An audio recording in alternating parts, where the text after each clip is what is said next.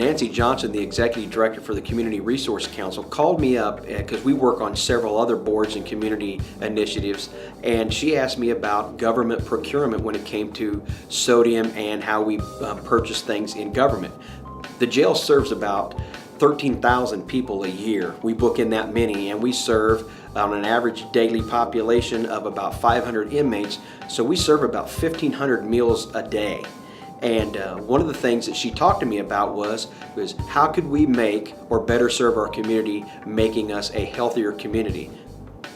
Well, first of all, we took a very proactive stance with both the inmate population and the staff here that work here, and we both know that we serve a tremendous amount of people in our community, both who come in as an inmate and those who both work here. For the inmates, what we did is that we quickly began working with our Airmark staff, who is our contracted food service provider, working with the registered dietitian to lowering sodium to our menus. We totally revamped our menus to meet sodium levels as directed by the American Heart Association.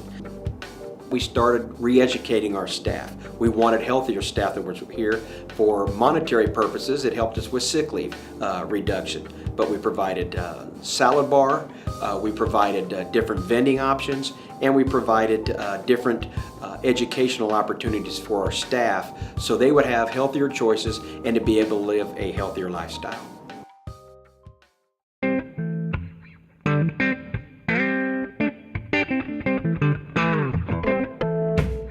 Wellness in our community and in Shawnee County is a very big initiative, and one of the things that we did is for this to change the culture of the inmates population and how they perceived the importance of this and how staff perceived the importance of this. We had to make this policy. We had to make a cultural change to providing and making sure that people bought off and embraced us making these changes.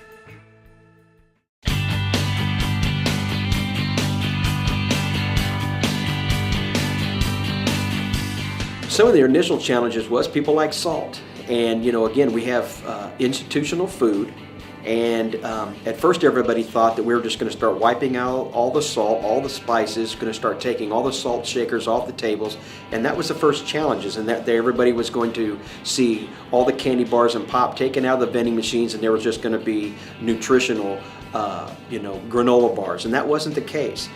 When staff became more involved and started seeing the changes that we had, then it became better for them to understand. But the challenge we had at first was initially we just jumped right into it and started making changes without input. And so we started getting a little bit of pushback, a little bit of, Brian, are you going to take all the snacks out, the chips out? Are we going to just have bland food for the inmates? And the answer was no. And so those were the initial challenges we had, but once we got it implemented and educated staff and the inmates, it went very well.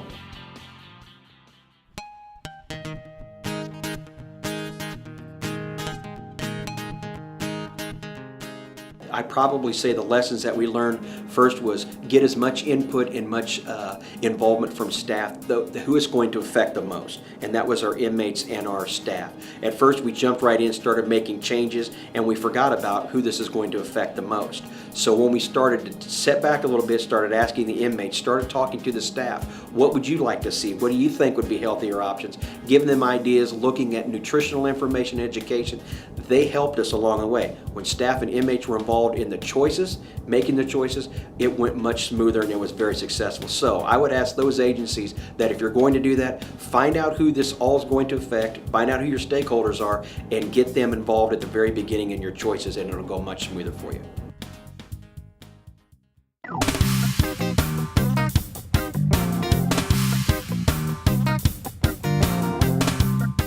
I think the biggest successes we had was working with this grant, working with the CDC, and being able to get an idea of how they wanted us to look at providing healthier options. So some of our big successes is that we have healthier staff. We have a great appreciation and a lot of thank yous from staff for not allowing them just to eat unhealthy.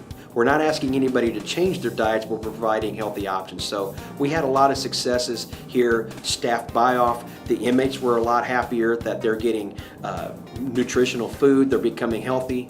Families of the inmates were complimenting us on our food menu changes and things like that, and we really appreciate it, but it was a collaborative effort by everybody. There was little to no cost in this at all. Our vendor worked with us great. Our staff worked with us. It didn't cost us any change to our food service at all, other than we don't fry food here anymore. It's baked with our convection ovens, so we cut back sodium and fat and grease, all of that in. So we changed some of the way we prepare food, but it didn't cost us anything to do this, other than staff time to help out in providing that, which was well worth it because this affected them. And to have good staff to come in and feel good about themselves and what they're doing here in a correctional setting, which is a very stressful and tough environment, they enjoyed that, especially knowing they're getting fed good food.